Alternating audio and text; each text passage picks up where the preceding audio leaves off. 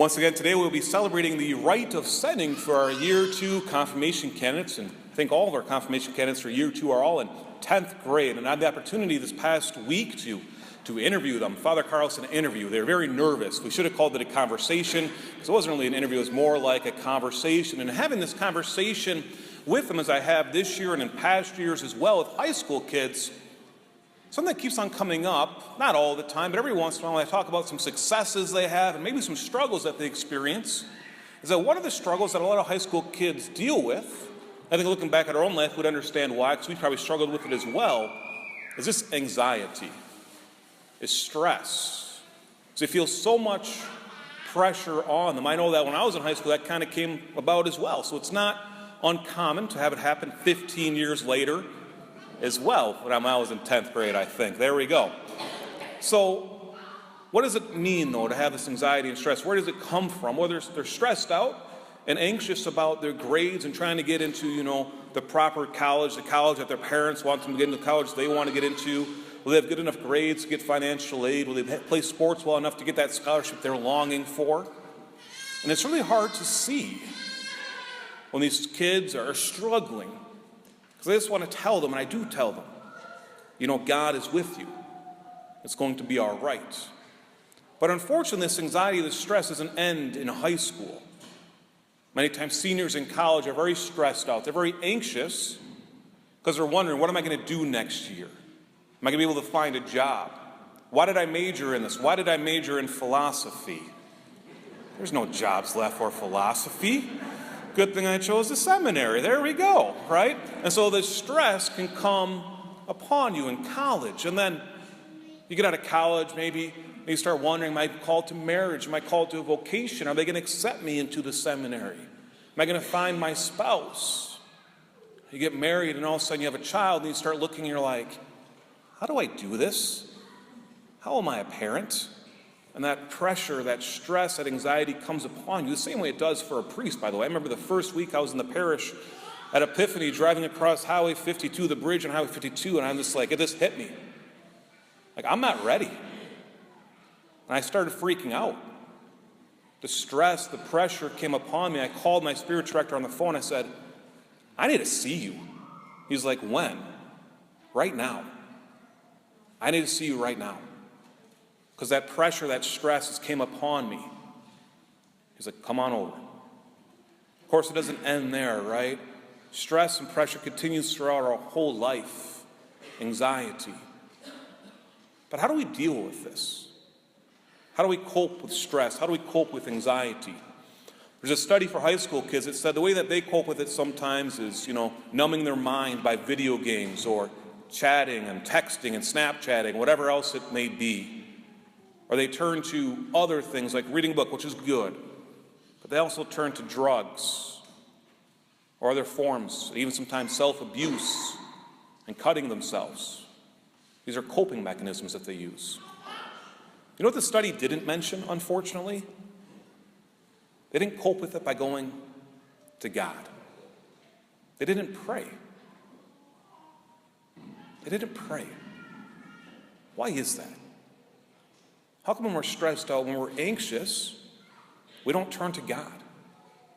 I mean, sitting here today at Mass, we know God comes to our mind, doesn't He?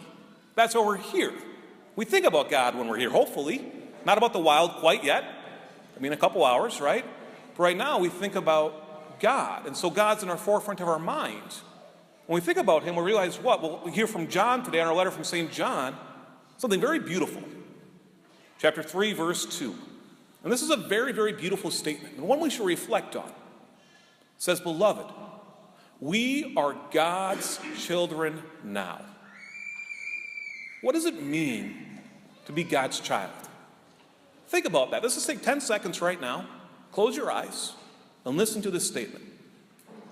Beloved, we are God's children now.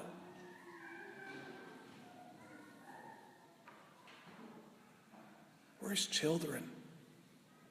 Which means that He's our Father.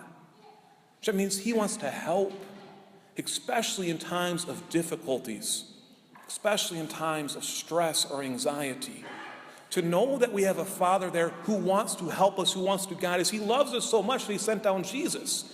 And of course, today Jesus says in the gospel, I am the good shepherd. Not the bad shepherd, not a hired shepherd.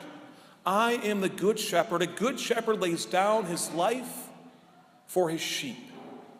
That Jesus lays down his life for you, for me, for us.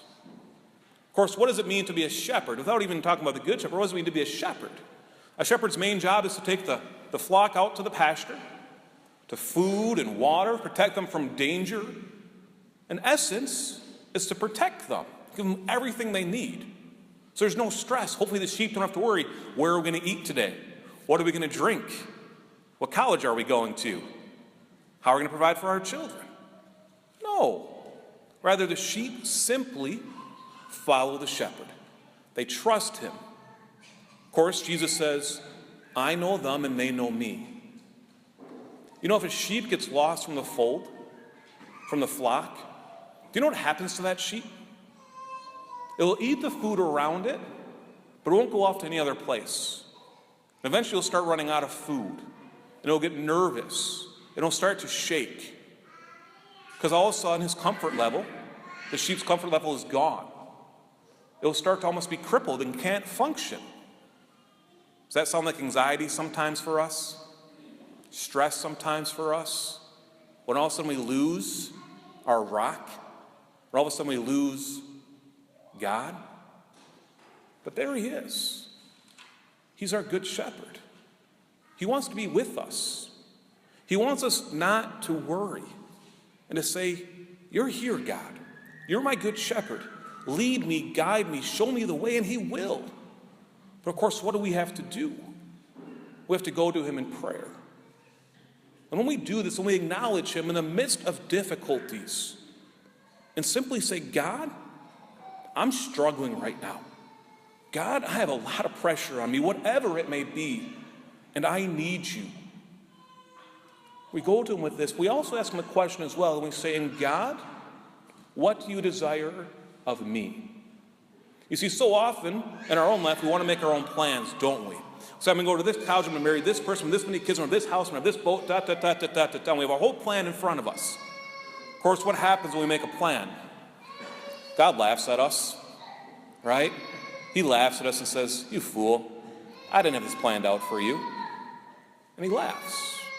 So instead what we're called to do is go to him and say, okay, God, where are you leading me? What do you desire of me? If you are my shepherd, if you know me more than I know myself, then I put my trust, everything over to you. Does this mean that we're not going to struggle with anxiety anymore? Does this mean we're not going to struggle with pressure and stress? Of course not. But I hope when this happens, when we start feeling this come upon us, we don't turn to outside things that aren't actually going to bring us fulfillment. But rather we turn to our good shepherd. We turn to God by praying daily and even throughout the day, just simply saying, Jesus, I trust in you. Or God, I love you. Or for our confirmation candidates, everyone else has been confirmed, even if you haven't been confirmed, a beautiful prayer that I pray often myself. Come, Holy Spirit, come. Come, Holy Spirit, come. And all of a sudden that anxiety, all of a sudden that pressure, all of a sudden that stress may still be present, but we know we're not doing it with ourselves.